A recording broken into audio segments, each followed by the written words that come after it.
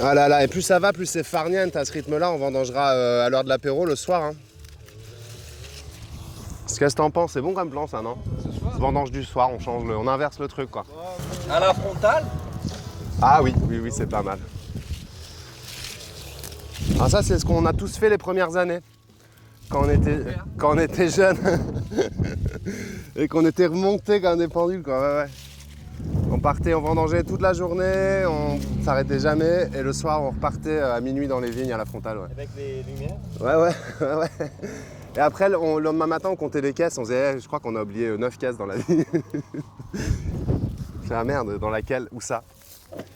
Alors on repartait chercher les caisses de raisin pleines. Le truc c'est qu'on buvait pas que du sirop de grenadine quoi. Hein. Donc t'imagines bien qu'à minuit quand on partait vendanger à la frontale, c'était... T'es content de ta production cette de vendange cette année là, sur le colombard en particulier, oui c'est correct. D'ailleurs ça fait 2 années que je me demande comment elle fait pour nous faire autant de raisins cette vigne. Parce qu'avec les à peine plus de 200 mm de pluie qu'on a eu, si tu veux, des fois tu te demandes d'où ça vient quoi. Si on essaie tous de mettre plein de facteurs, on fait des études de sol, on regarde les pluviométries, on regarde l'hydrométrie, on regarde... Mais à la fin, c'est du vivant, il y a toujours des petites surprises dans tout ça. Cette année-là, c'est plutôt une belle année? Oh là, ça on en discutera, je te dirai un truc pareil dans 3 semaines. D'accord. Là on est en train de finir les blancs ce matin, on va pas s'emballer pour dire que c'est une belle année, parce que regarde derrière nous, il y a un cinceau incroyable. Là il y a des grenaches noires qui sont extraordinaires dans la petite cuvette, derrière un petit mourvèdre qui est magnifique.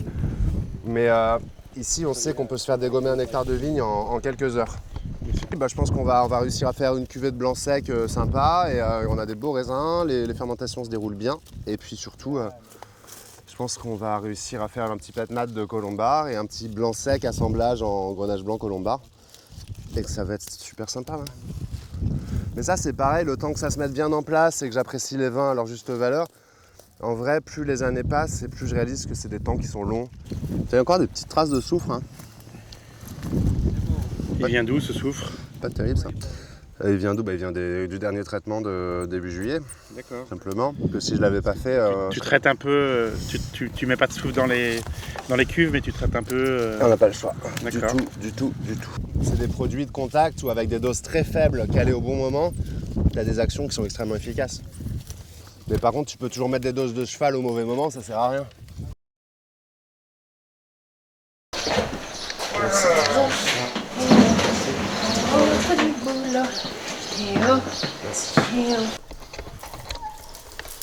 Tiens. Prends ça sur tes pieds, tu frottes un bon petit coup, tu re-rinces, et après avoir rincé, tu remets pas les pieds par terre. Ouais. Ça roule? Et ensuite, eh ben, tu foules cette petite caisse de précieux grenage gris. Celle-là? Ouais. Ouais, non mais tu peux te mettre debout, c'est mieux. Hein. Faut que tu marches dedans, ça.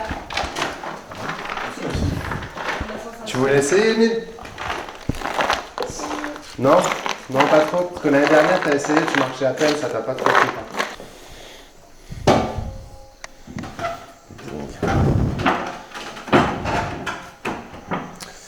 Ok.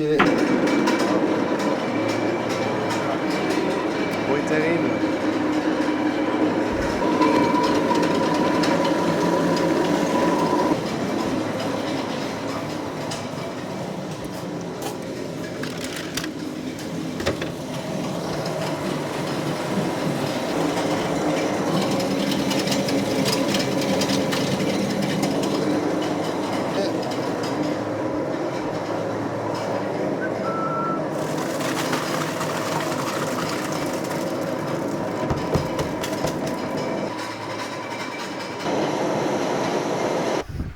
Et là, je me vautre et bam!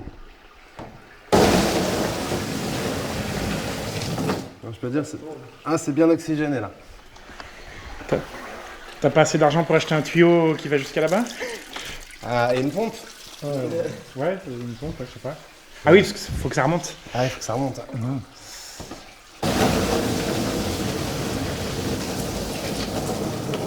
Non, c'est juste qu'on a toujours fait du vin comme ça. Et que j'ai pas du tout l'intention de changer. Parce que je pourrais bosser tout seul avec du matos, hein. Je pense qu'on pourrait se démerder pour financer plein de trucs. Mais c'est pas drôle. Non, non, puis c'est notre vin, il est fait comme ça, il vient de là. Non, non, c'est vraiment une histoire de reproduire des gestes avec lesquels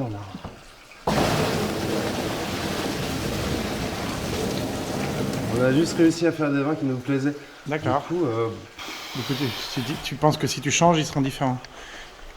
Le vin sera potentiellement si tu changes différent. des petites choses, à la fin, ouais, t'arriveras pas au même endroit. Ce qui est sûr, c'est que j'ai essayé de faire d'autres choses en essayant de créer une gamme qui devait, dans ma tête, s'apparenter à une gamme que devait présenter un vigneron dans notre région. Et en fait, les choses que moi, j'aime pas trop, j'arrive pas à les sortir, j'arrive pas à les vendre. Ça marche pas. Je trouve que 95% de la production nationale, c'est pas bon, quoi. Enfin, c'est même pas que c'est pas bon, en fait, c'est pas mauvais. C'est pas bon, mais c'est pas mauvais non plus.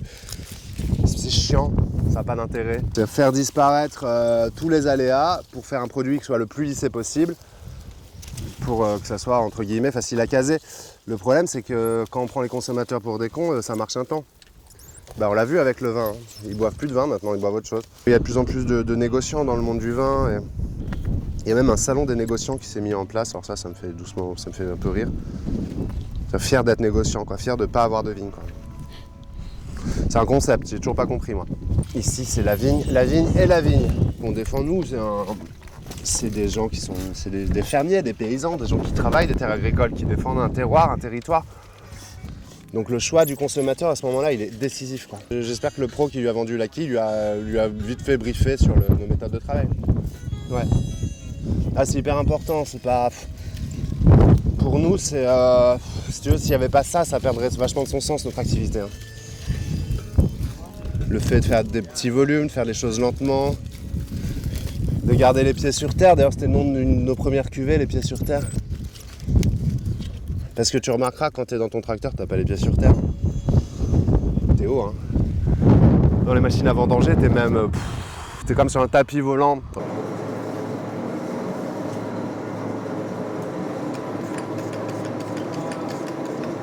Dans ce village, il y avait plus de 400 hectares de vignes il y a quelques décennies. Et il en reste peut-être une trentaine exploitées aujourd'hui. On n'est pas dans un endroit où les vignes se monnaient 60 ou 120 000 euros l'hectare, ou encore bien plus. Mais on est plutôt dans une zone où les gens se barrent du vignoble, ils ne veulent plus entendre parler, et ils sont prêts à tout arracher pour prendre leur retraite.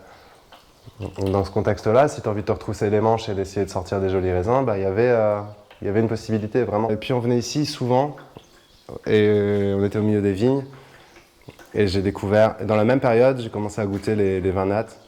Et moi, je ne savais pas que j'aimais le vin avant de rencontrer le vin naturel. Mais vraiment pas. Je connaissais un petit peu, mais bon, il n'y avait pas... Je trouvais ça assez... pas très intéressant. Mais j'avais pas beaucoup d'émotions dans tout ce que j'avais goûté. Jusqu'à ce que je commence à goûter des vins un peu moins trafiqués. Ou même pas que moins trafiqués, peut-être des choses plus originales, moins tanniques, avec des nouvelles choses qui étaient essayées, justement. Et là, j'y ai trouvé chaussures à mon pied, ça m'a plu. Et là, j'ai commencé à boire du vin et à goûter des choses. J'ai commencé une formation d'ouvrier viticole à cette époque-là. Et en fait, ça m'a plu immédiatement, énormément, quoi. J'avais plus envie de faire autre chose. Tailler la vigne, passer du temps dans les vignes. Parce que nous, notre principal boulot, c'est ça. Là, on est dans la cave, mais ça, au final, c'est un mois de l'année, quoi. Et 6 mois de l'année, on est dans le vignoble. On n'a jamais acheté des raisins pour les transformer. Et même si on a des années qui sont extrêmement pauvrettes, on fait à peine 4000 bouteilles, on essaie de se contenter de ça et de bien bosser pour l'année d'après. Voilà, en croisant les doigts, en étant optimiste. C'est un peu le jeu. De toute façon, pour faire ce qu'on fait comme activité, faire des vins naturels comme on les produit, il faut être fondamentalement optimiste, je crois. Vraiment. Sinon, tu n'y vas pas. Mais il y a plein d'amis qui passent ici, des amis de la famille, ils me disent mais comment tu fais là pour... Parce qu'en fait, tu sais pas ce que tu vas produire l'année prochaine, tu sais pas quel chiffre tu vas faire, donc tu sais pas si tu pourras payer en fait tes factures. Enfin, ça va, toi, Je me dis bah ouais, moi je pense pas comme ça. Enfin, je pense que ça va aller et qu'on va continuer à bien bosser et qu'on va tout aligner le mieux possible pour que ça se passe bien et que ça va aller, et qu'on trouvera des solutions toujours. Mais donc tout le monde ne peut pas faire ça, c'est pas possible, c'est un peu foufou. Pour la gestion des vins aussi, moi je comprends qu'on n'ait pas envie de faire des vins nats et qu'on ait envie d'avoir de la maîtrise technologique sur sa production. Parce que ça permet à tout le monde de dormir tranquille. Alors, ça procure moins d'émotions, voire pas du tout, mais ça permet à tout le monde de dormir tranquille. Et ça quelque part, oui, c'est précieux aussi, quoi. Parce que c'est vrai que des fois, moi, je suis pas serein avec moi. Là, il y a à peu près une année sur deux, je suis pas très fier de cette stat-là, mais je pense que pour dire qu'une année sur deux, je balance une queue, quoi. Des trucs que d'autres vignerons essaieraient de passer, hein. Mais moi, je la sors. Pas au niveau, là. Un peu trop de ça, un peu trop de ci. Tant pis, on va s'en séparer et on essaiera de faire mieux l'année prochaine. Donc si vraiment on a un pépin et qu'on n'a pas d'eau et que c'est bloqué la situation du jour au lendemain, bah nous on va perdre le vignoble en 2 ans et puis ça sera trop tard. La partie elle sera jouée, je pense. Ça va très vite. On ne sera pas dans le temps de décisions politiques ou de choses comme ça. Et la vigne va tenir. On a vu là avec 125 mm, on perdait. Heureusement il a plu juste après les vendanges, mais ça a duré encore quelques mois et il y a tout qui partait. C'était en train de dépérir.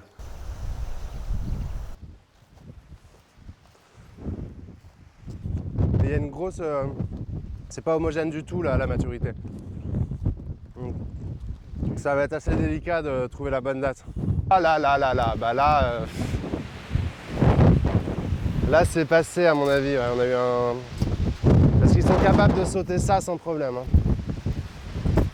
Donc là il faut remettre un piquet haut. Ah là, bah ça va être un boulot que je vais faire sur plusieurs années. Hein. Une famille entière, je pense qu'ils peuvent bouffer un hectare dans une nuit. Quoi. Ah ouais? Ah ouais, on parle de ça, c'est phénoménal les quantités qu'ils ingurgitent. Mais tiens, regarde. D'accord, ça c'est été. Ah bah là, ouais. A priori, vu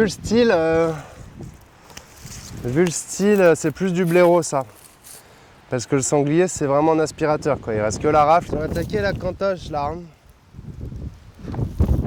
On voit qu'ils ne sont pas gourés, c'est super bon. Excellente adresse. Ah, c'est super mûr là. C'est monté hyper vite. Il y a un pote qui me l'a dit au marché ce matin. Il m'a dit, les grenaches noirs à surveiller. Oh la vache! Ah mince! Ah ouais, là ils ont... Oh là là, c'est dur ça. Oh, c'est dur. Ah bah là ils sont tapés dedans. Hein. Ils ont trouvé que la table était bonne. Hein. Ils sont restés un peu quoi. Hein. Allez, lui, il lui reste une grappe. Je vais la mettre dans le densimètre. Je suis deg. Les hectares où tu bosses pendant des semaines pour faire 150 litres de jus, quoi. Là, il y a énormément de manquants. Du coup, tu entretiens tout, tu pioches tout. Pour faire, bah là, il n'y a pas de raisin, pas de raisin.